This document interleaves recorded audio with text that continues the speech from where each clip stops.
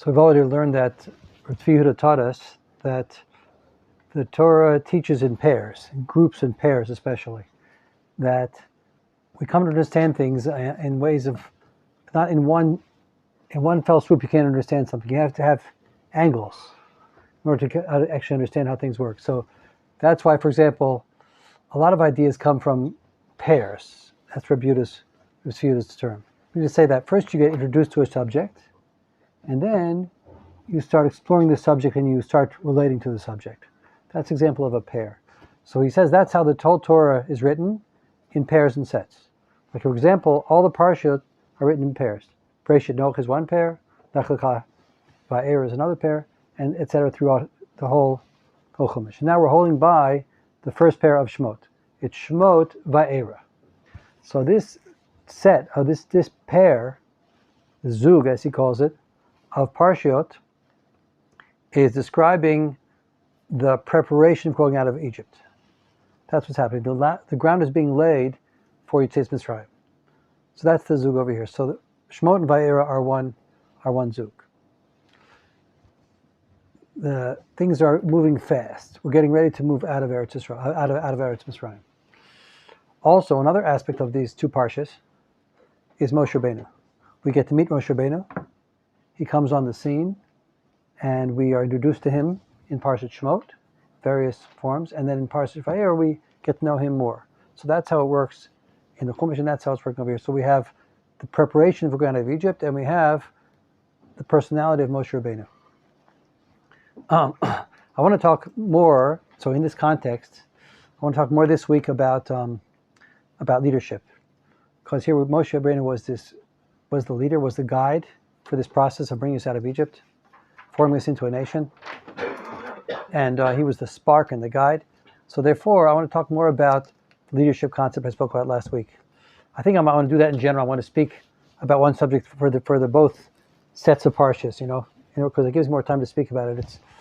I want to follow Rabbi Yehuda's idea, that's introducing the idea and then trying to bring it down more. So I want to speak about leadership. So let's start with this pasuk here. Look at the pasuk I have on the sheet. What you see here is you see that the Jewish people are leaders in general. The pasuk says, "Atem tiyu li mamlechet kohanim v'goy kadosh, elu dvarim asher tidaber el bnei Yisrael." You will be for me a nation of kohanim, translated as priests, and a holy nation. These are the words which you will speak to bnei Yisrael. This mimer comes before a Kabbalah Torah, before Moshe Rabbeinu brings down the Torah. He calls us a nation of priests. So I have here the Ramban and the Rashi. They say, what's a nation of priests? The Ramban says it means servants. Kohanim serve, right? And Rashi says it means leaders, sarim. So it's interesting. So they're both true. What's a leader? A leader is someone who serves, and someone who he's like a prince. He's like a leader. So that's what it means, Kohanim, because it certainly doesn't mean liberal Kohanim, because the whole nation is not Kohanim, as far as the tribe of Kohanim. So what does it mean when Hashem calls us a nation of Kohanim? It means leaders. Leaders in the sense of servants, people like public servants, and also these elevated individuals who have this leadership qualities.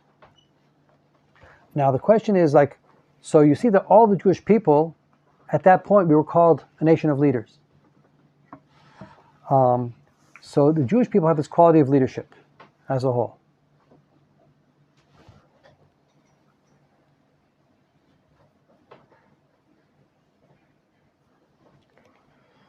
And when we were in Mitzrayim, so one of the events that's described over there is that Paro felt our strength.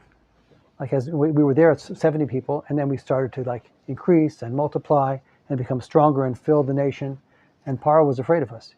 He says he's afraid lest they're going to get so strong and they're going to fight against us.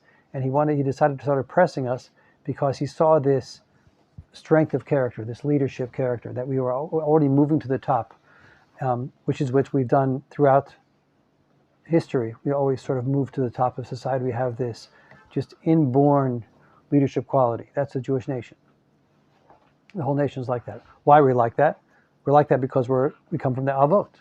The Avot were the greatest leaders. They were the ones who recognized Hashem as the source of everything, and that you have to start relating with the Rebbeinu Shalom, make a relationship with Him. So that was like the biggest revolution of all times. That's the greatest leaders. That's the Avot. We're their descendants. Furthermore, up ahead, we become even more like that. This is right before Matan Torah. You are going to be for me a nation of priests. And once we get the Torah, so then we have the Torah and we have the mitzvot, so we have the equipment to lead more than anybody else. So we are this nation of leaders. So now the question is, I have a few questions here. One question is like, we spoke a little about this, like we call it, so what are the qualities of leadership? What makes a leader? Why are the Jewish people leaders? So I want to throw out, let me throw a little bit of the idea here that I have. Like I would put in my mind 3 things a leader needs, to sum it up in my mind. One thing is a leader needs to be wise. You need a wise leader. You need someone who's intelligent, who's insightful, fear-minded. People can an independent thinker, not easily swayed by this or that, but he has a very clear vision and understanding. That's one thing a leader needs to be. Another thing a leader needs to be is he has a sense of responsibility. He takes on responsibility. In the end, a leader is someone he has veto power. Like everything comes down to him. Like if he doesn't want something to happen, then he has to stop it. Or he wants something to happen, then he has to encourage it. And everything comes down to the leader. But in the end, like the leader is a lonely person because he has to make the final decisions. So it has to do with responsibility. But then there's the third thing about a leader, which you see here and which Yehuda brings out very much, which is that they're humble, humility. And that's what I saw that's what Rabbi Yehuda speaks about in particular. And you see it by Moshe Rabbeinu. He was called the humblest of all people. We know he was the greatest leader. He was Moshe Rabbeinu. He was our teacher for all times. He was the teacher of all times, brought down the Torah Shebiksav, and etc. Torah Shebal Peh really also the basis of it. So Moshe Rabbeinu is called the humblest of all men. So you see that has to do with leadership. And in general, we find that leadership is connected to, or humility is the key ingredient of leadership. So I would say there's three ingredients. Just to sum it up, there probably are more. But the ones that come to my mind are they have to be wise, they have to be responsible, they have to be humble. And in particular, the stress here, I want to speak about this more today. What Rabbi Yehuda stresses is humility. So now I want to understand also what is humility. What exactly is this quality of humility, which is the essence of leadership, which is built into the Jewish people in some sense, and which has to be brought out and into the Jewish leaders also. So now look at this next pasuk I quote here. In Devarim it says like this: Lo merubchem mikol ha'amim chashak Hashem b'chem. Not because of your multitude before all the nations, among all the nations, Hashem desired you. V'yivchar b'chem, and chose you. Ki atem ha'ma'at mikol ha'amim, because you are the smallest of all the nations. So not because we are multitudinous, it says over there, did Hashem choose us and desire us, because we were the smallest of all the nations.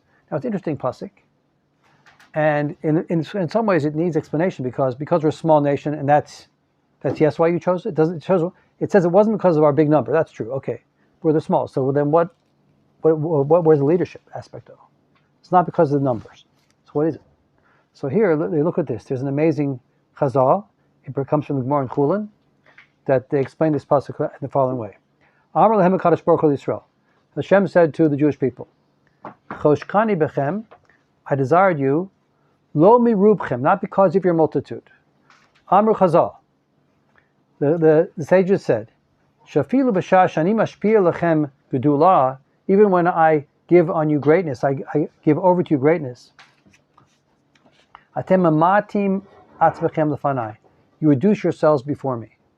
So that quality, that's the special thing about the Jewish nation, is that when we get promoted, when we get empowered, so we have this ability to make ourselves smaller instead of bigger. In other words, a person who's empowered by Hashem, if he has that humility in him, what happens is, it doesn't go to his head. It becomes, he feels like, wow, I have a mission. Hashem is empowering me because I have to do something important. And it's not about me. It's because I've been chosen to be a channel for some kind of something, a vehicle for something to happen, and therefore I have to take on that job. So that's humility. Humility is when you're empowered, when you're powerful, when you are, when you're promoted. So you don't start getting into the power and to the pleasure of control and power for its own sake. You start to get humbled. You start to think, why was I empowered? Like this, what's it about me? It's not because I'm, Superman. It's because there's something that I want, that Hashem is using me to bring something about. And so you're humbled, and you still have a sense of mission. So that's the quality of Am Yisrael. That's what we got from the Avot. That's what we got from receiving the Torah. We got this sense that we're able to respond to empowerment in this way. So here the sages are explaining to us that that's why we're chosen. That's our chosenness. Our chosenness is that when He lifts us up, when He elevates us, empowers us, we reduce ourselves. Okay, so here you see right now, you see in this Chazal, in this pasuk, in this Chazal, you see the deep connection between humility and leadership. If a person is not humble, when he becomes empowered, he gets in a position of strength and influence, so then he automatically becomes unqualified to lead because he becomes self-serving. Whereas if a person that when he gets empowered and enabled to lead and affect others, he becomes humbler, so then that is a person that can keep going up and getting more and more influence and be a true leader. Because to him it's a mission, it's not a personal opportunity. Yeah. Is there a way to objectively maybe assess ourselves if we are doing it from our own desire and arrogance and to kind of feed our ego, or if we are doing it for like for me, I know sometimes I've backed out of situations in terms of like doing things good. Like there's something that on face it looks good, but I'd say to myself, oh, you're just doing it. You're too personally involved. Yeah, too much personally involved. Get benefit and feel right. good So about it's a really good I question. wouldn't even do it. Right. I hear. So it's a really good question. That's even the right thing. That's like the crux of the matter. Like a person has to be able to sort that out, right? Yeah, exactly. To be a leader, and so that's where humility comes in. Like it seems like the more you're humble, the more you'll be able to constantly sort that out. You'll move away from things that you're not that don't need to be done, and you're doing because of some kind of a personal gain from it, and you'll move towards those things what needs to be done, even though maybe maybe it's hard for you. So somehow that feeling, that which we're calling humility, is the key over here. So then the question is like, what is humility? What exactly does humility mean? So I want to talk about that also. So let's see further. 1 second. Before we go back to that, let's look at this next medrash also. So now we find that not only do Klal Yisrael as a nation, they have a certain humility, which when they're empowered, they reduce themselves. Also, you find that the leaders of Klal Yisrael are also outstanding in their humility. So I mentioned this medrash last week. I want to go through it again, speak it out more. It says like this. Kadosh Baruch Hu, Kach Kadosh Baruch Hu noten gedula l'tzadikim v'mamatim atzmam. Hashem gives greatness to the tzadikim and they reduce themselves. Just like you see that in the pasuk about Klal Yisrael, the same thing is with tzadikim. So I think it goes both ways. I think that the tzadikim of Klal Yisrael, they get it from us. They draw this midah of humility from the Jewish people because that's where they come from, and from the Avot, like all the rest of us. But also, I think they also guide us in that way. They are the leaders teaching us about humility. So, Kadosh Baruch Hu gives greatness to tzaddikim, and they reduce themselves. Avram Amar. Avram said, Anochi Afar ve'efer. I am dust and ashes. Moshe v'Aaron Amru v'nachnu ma. So the story is when Avram was going to pray for Sodom, he kept asking Hashem more and more times, maybe he could save Sodom, maybe this many tzaddikim are there, maybe that many. And then at a certain point he introduces his tefillah and he says, who am I to speak? I'm Afar ve'efer. But maybe if there was a certain amount of tzaddikim in the city, he would save Sodom. So Avram called himself Afar ve'efer. What's Afar ve'efer? Dust and ashes. So Rashi says that if Nimrod had succeeded, I would have been burnt up in the furnace. He threw me into the furnace, and I was saved miraculously. I would have been ashes. And if I had lost the war to the kings that we fought against, I would have been dust already. So why am I alive, Hashem? Because you made me alive. You saved me from all the challenges that I had, all the dangers, and you brought me to where I am. So Avram Avinu is this person which he's saying as he beseeches Hashem, he's saying, I know I'm not qualified as an individual, but you've given me these powers, you've given me life and given me all my ability to feel for the human race and to have this leadership role. So therefore, I'm going to keep talking to you, Hashem, and asking for what the world needs. So you see, there's a sense of Afar ve'efer means that I didn't do it. You did it, Hashem. Even though Avram knows he has an important role. He's like speaking for the whole world, speaking for the world. Okay, then it goes further. Moshe va'Aaron amru v'nachnu ma. This is when they got challenged by the Jewish people. I think it was by the man. The people said, we're sick of the man. We should go back to Mitzrayim. Things were better there. Everything was bad. They were rebelling. So Moshe said to them, they said, "Nachnu, what are we? Like you're not, we're nothing. Like it's not you you're challenging Hashem." So they had this even higher midah in a certain sense of being nothing. What that means for Moshe and Aaron, I think, is just on one foot, like there's a Moshe in particular. It means when it says Nachnu ma, sort of 2 points, for you to points that calling yourself dust and ashes is very minimal reality. But calling yourself nothing is even less. So Moshe Rabbeinu was his humility was so high that it's like he had complete self-annulment to Hashem.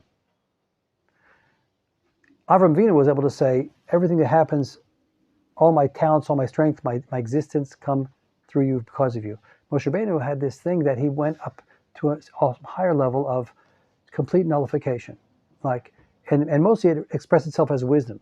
He became the receiver of divine wisdom because he wasn't in the way at all, his personality, his personal self. So Moshe Rabbeinu was able to bring down all the wisdom of the Rebbeinu Shalom like nobody else did because of complete self-annulment to the Rebbeinu Shalom. So that's even a higher level. And then the third level is, and it goes on, David Amar, Vanachi Tolat Velo Ish. I'm a worm and not a person. So on that, Reb Yehuda points out that it's even lower than nothing. That's less than I am. That's a worm and not a person.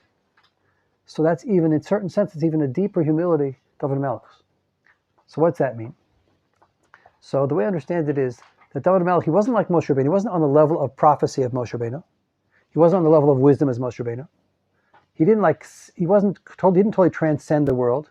He was in the world. He had feelings. He was like part of the Jewish people, the center of the Jewish people, the king. And the context of that pasuk, when he says, I'm a worm and not a person, is that he saw himself failing in wars, failing against the enemies, failing as a leader. So he said, if I would be a person and I would reach out to Hashem, you would help me. But I'm less than a person. I feel like less than a person. I feel like a worm. I feel like a creature which is not even having the human qualities. So Rabbi Yehuda points out that that's even lower. That's someone that is less than nothing. Okay, so now what's the greatness of being less than nothing? It means that it's a feeling. So David Melech is going into feeling level. He's not a person with low self-esteem. That doesn't mean that. What it means is the way I feel is like less than a human being. I don't see Hashem, you responding to me in the way that you would respond to a real dignified person that would daven and you'd help him, the trust in you would help him. I'm falling short of that. So David Melech is sort of in the world of humans, where we have feelings which sometimes it's hard for it to acknowledge, but we feel sometimes inadequate, sometimes all kinds of feelings. So if you look at Tehillim, so David Melech is constantly working with his feelings and acknowledging them. It seems like Moshe Rabbeinu just went above all that. But David Melech was there like a human, feeling his feelings, stressed by them, overwhelmed by his sense of fears, his sense of inadequacy, and sort of like acknowledging that and talking to Hashem about it, And then you see he gradually finds himself, and he comes up and he finds new trust in Hashem and new renewed energy after he sort of works it through. So that type of humility is in some ways maybe it's goes beyond Moshe's in certain ways. That's what it seems to be saying. And also you see, very interesting, you see that This is in private. David speaking to Hashem, acknowledging his feelings, working through his feelings, working through his weaknesses, acknowledging them. Later, when you see he's out in the world and he's leading the Jewish people, you see that he's like totally strong and like totally a complete leader. When he gets kicked out of his kingdom by Shimi ben Gera, he gets kicked out of Shim by his son who overthrows him, and the people support the rebellion. He's getting kicked out of Eretz Yisrael, and he gets cursed by this leader, by Shimi ben Gera. When he's cursed, he doesn't faze him. He says, "It's not him that's cursing me; it's Hashem that's cursing me," and he was unfazed. So you see, like this highest level, like he's not struggling with himself when he's out dealing with the world. In private life, he's struggling with all his feelings and all his real sense of inadequacy or whatever else he's working with. That's deep humility, and that he works it through until he's now becomes very strong and as focused as a leader. So that's 3 levels of humility. If you look further in the Medrash, contrasted to the non-Jewish leaders, who their leadership always went to their head. Going a little further down, it says, the evil people, when the Hashem gives them greatness, they begin to curse Hashem, Klapi Milo. Paro Amar, Mi Hashem. Paro says, who's Hashem? Galit Amar, Ani Charpati, I cursed him. Sanchiv Amar, Mi B'kol Elohei Artzos, who's in all the kings, the gods of the world that can stop me? So you see all of them, when they became leaders, they became more and more arrogant. Whereas when the Jewish leaders become leaders, they become more and more humble. What did Shaul say? Shaul, I skipped that. But Shaul said, he also was good. Shaul Amar, Halo ben Yemini Anochi. It means when Shmuel came to him and said, you're going to be the king, he said, I'm just like from this little tribe of Benjamin, and I'm the smallest among them. He didn't feel he was qualified. Mm-hmm. So he was very humble, even though he was now being lifted up by Shmuel to become the king. So that's the characteristic of true leadership. It goes with humility. So I want to talk now a little bit more about what humility is. So it's you see there's different levels of humility. We're striving at different angles of humility. Aharon Avinu's humility is he comes and he says, "Anochi Afer ve'efer." It's not me that brings me that I'm coming to plead with you, Hashem. It's not my success. You gave me everything. And then you have Moshe Rabbeinu that had sort of complete nullification before Hashem. Then you have David Melech who had this. He was like the heart of the Jewish people. He was the king. It's like B'chinas Torah Sheba'al Peh. It's this working through feelings, being real with yourself, with Hashem. Okay, so that's 3 types of humility. But my question is, like, what exactly is humility? How could you think of like a term that would describe humility? And is humility, another question, humility is passive or active? It's passive. Humility is passive. Why do you say humility is passive? Because it is something you will not how to describe it. For example, as we said that when David Melech was cursed, he didn't say anything. He didn't react. So Yeah. he was just passive. He just take it. He heard it. He take it in, but he didn't respond. Uh-huh. So this way, it's passive. Okay. It's inwards. Okay, interesting. So then how come then if so, I have a question for you. If humility is passive, then how come that's the quality of leaders? Leaders are active. Because being passive is only referring to his own ego and his own self. It's not referring to the entire nation to be passive with the entire nation and how he rules as a leader. It's to be, on a personal level, you have to be passive because you're putting yourself aside for your job. You're literally replacing yourself. You're saying, I don't exist anymore. This is the job I'm taking over for, and that is more important than me times, it's like infinite how important this is. So you say so you're agreeing that the midah of anava is passive, but then comes out of that ability to be proactive, perhaps? Meaning, yeah, it's like let's say there are two parts of a person. There's the part that is focusing on his own ego. Yeah. And there's a part that is focusing on his job. Yeah. The part that is focusing on his own ego, that is the passive anava. Uh-huh. And therefore, that is kind of put down, not put down in a bad way, but put down in a way where it dissolves enough that he can put all of his energy into what really matters, which is not himself, but his tafkid and the entire nation. Nice. What do you mean? In the lashon of the Mishnah here, it seems Midrash. It seems to be very active, actually. So it says, "Hakadosh Baruch Hu noten gedolah letzadikim, v'hem mematim atzmam." So the action of mematim atzmam, that's active, not passive.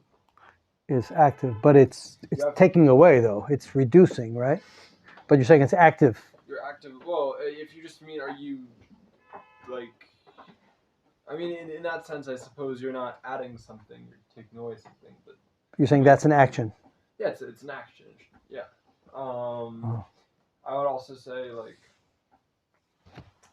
there's I forget exactly where this quote is from. Where there's the Efer ve'efer in one pocket, and then should be in one pocket, but then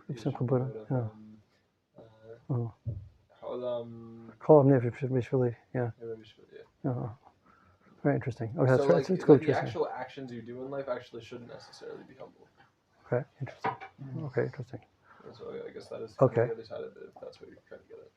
So so it seems to me like, like I said before, to be a leader, you have to be wise.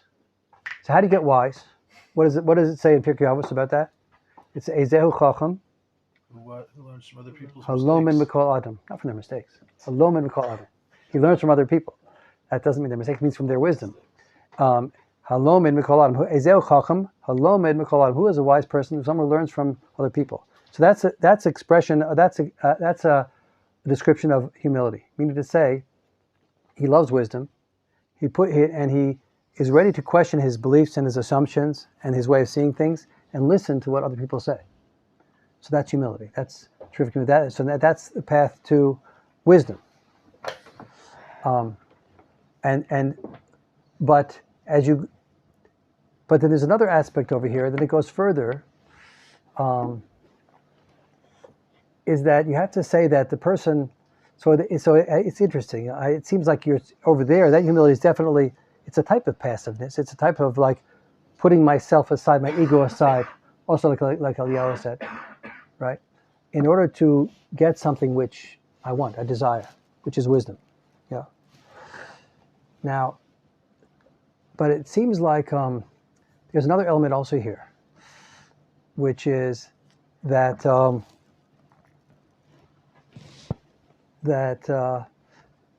leader is someone who it's also like what Eliyahu was saying, that has to do with when the ego gets in the way of leadership.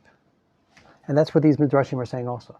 If I have my own self in mind, my own self-development, my self-promotion, my self-satisfaction, my getting satisfaction and accomplishing my personal goals, so when all those things are in the way, what happens is the person is busy. The person is busy.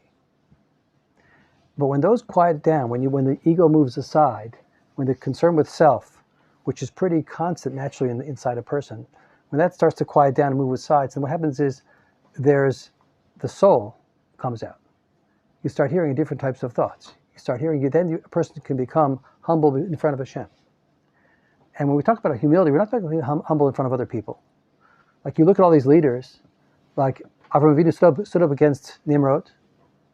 Moshe Rabbeinu stood up against Korach and all of the people that tried to bring him down. David Melech also. They weren't timid. They weren't passive in relation to other people. But in front of Hashem, that's the true anava. True anava is the person that is able to put his ego aside. The soul starts to express itself. The soul recognizes Hashem as the source of everything. That's humility before Hashem. That's ultimate humility. When a person gets to that place, then the person has a feeling that he starts to know that everything that he has, all of his talents, all of his opportunities, all of his wisdom, they all come from Hashem. They all come from Hashem, and they're given to him in order to do Hashem's ratzon. So the person that is truly humble, so he's able to get beyond his ego, even if he has his wisdom behind him. He doesn't give himself. Isn't excited about him being wise. He's excited about the idea that he could do something with it. He's excited about the idea that Hashem made the world. Hashem made his wisdom was also. Hashem made all his talents, and Hashem put him in a situation where he can take responsibility for something and do it. So that's the expression that comes through humility. Humility means that your ego is on the side, your self-preoccupation is on the side, and your soul starts to talk and starts to listen, And what happens then is you're humble before Hashem. And you want to know what Hashem wants. And then you're excited about your own talents. You're excited about your own wisdom. You're excited about your own capabilities because you can do something to bring out the covet of the Rebbeinu Shalom. So that's what wisdom is about.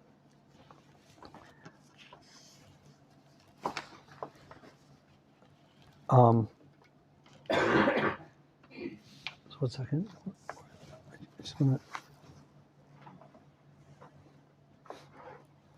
So it seems to me. So I want to give actually a one-word definition of humility. I'm sort of speaking around it, but I think in some ways there's a one-word definition or two-word definition, which is self-knowledge. Like when a person knows himself, so that's really the key to humility. A person knows what his faults are. You see, Moshe Rabbeinu knew his faults. He didn't speak well. He didn't want to be the shliach. They all knew their faults. Shaul says over here, they all knew they knew about their faults. They're perfectly aware of them. They don't exaggerate about what they're not good at. They're aware of their faults, and they know about their milas. They know about their good qualities also. They're perfectly aware of them. A person's wise. Moshe Rabbeinu knew. The Sfas 7 says Moshe Rabbeinu knew that he was the dot of the Jewish people. He was the source of wisdom for everyone. He knew that, but what he knew was from Hashem. But the point is that it's self-knowledge. You know your qualities, you know your good ones and your bad ones, and you're not inflating your good qualities, and you're not erasing your bad qualities either. You have a lot of self-knowledge, and that self-knowledge comes from humility. It comes from putting yourself on the side. This is who I actually am, not who I want to be, or I'm afraid of not being, or something else like that. So the self-knowledge is the key. And then what happens is, out of that comes this relationship with the Rebbeinu Shalom. You're able to see who you are, who you're not, and you can build this relationship with Hashem, that's the soul relationship. So when you have that, you're able to be humble and be a leader. Because what happens is, everybody has their own special qualities. Everybody has their own special talents and skills and abilities and experiences. And when you become humble, you want to use them. Actually, you become proactive. It's interesting. I agree with you in a way that the humility is, in some ways, it's passive. It's being passive in relationship to your ego. Your ego is you're learning to put that on the side. But it's active in the sense that now you want to serve. You want to actually use it to the maximum. So it's very fascinating. It turns out that humility is the key to leadership, because leadership is on fire. He's running after opportunities to express what he has to express. If he's wise, he wants to give over wisdom to as much as he can. He wants to cultivate his wisdom and give it over. If he's courageous, he wants to use his courage for serving Hashem. So humility. Because why? Because he's humble in front of Hashem. Hashem gave him those qualities. Hashem wants him to be used for avodas Hashem. So that's the source of leadership, is this kind of wisdom, this kind of humility. I want to read you something from Rav Kook, something amazing from Rav Kook about the Jewish people. He says like this.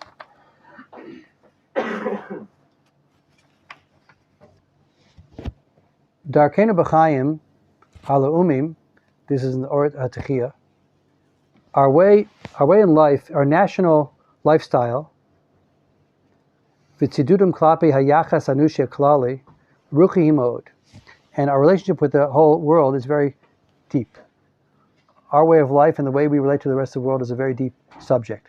Ruchim heim, chayin of ruchim heim. We have a very broad role. Alkein darchenu gedola, alkein doren darchenu gedolim anachnu,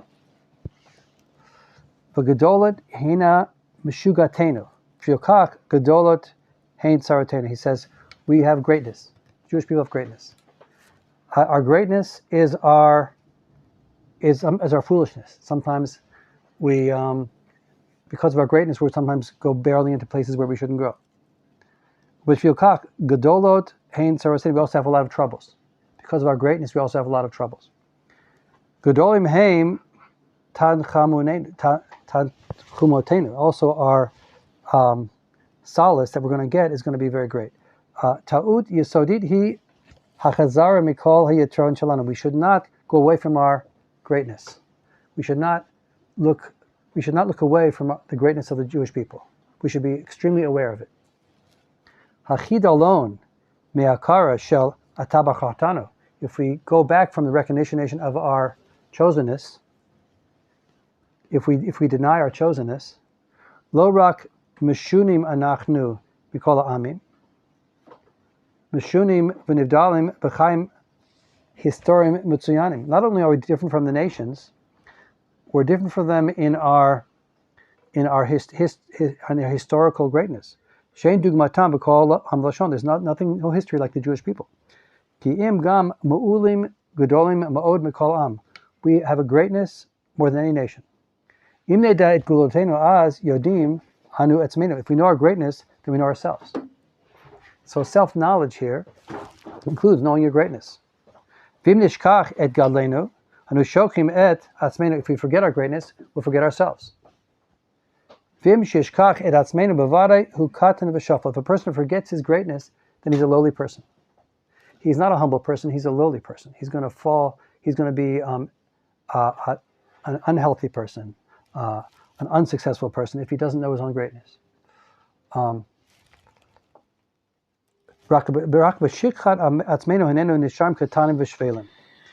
we think we think small and low, that means we don't know ourselves. Okay, so it goes on like that.